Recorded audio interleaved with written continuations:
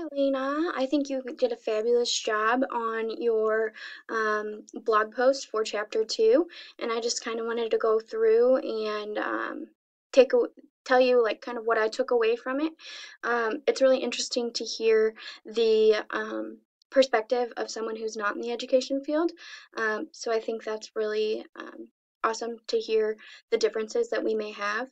Um, so you said that there are some ways that you can relate the dietetics field to the scholar academic ideology. Um, you said that it focuses on disciplines and that you don't really have disciplines in dietetics.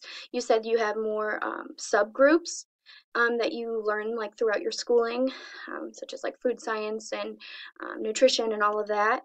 I like what you said that disciplines may not always be age appropriate. I think that we can relate that in um, education as well.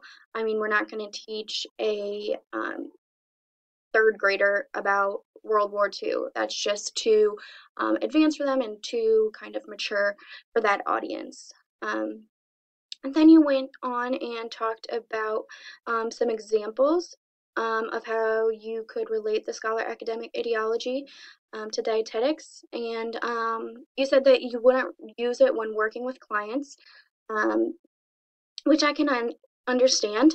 Um, it's very teacher centered.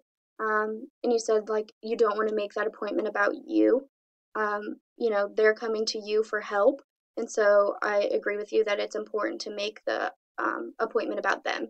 And, if you're just telling them all this information and, you know, overflowing them with this information on nutrition or whatever you may be talking about, then they won't absorb that knowledge.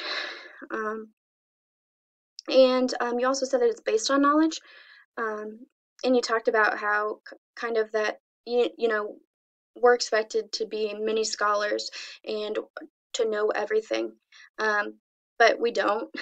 And so, we're constantly learning, and students can't contain all of that knowledge, um, when you're just spitting out that information.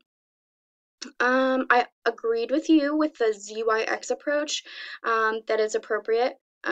Students need to be able to apply that knowledge, just, teacher teaches, student learns. Students have to be able to learn that knowledge and be able to apply it to their everyday lives and to other areas of their schooling.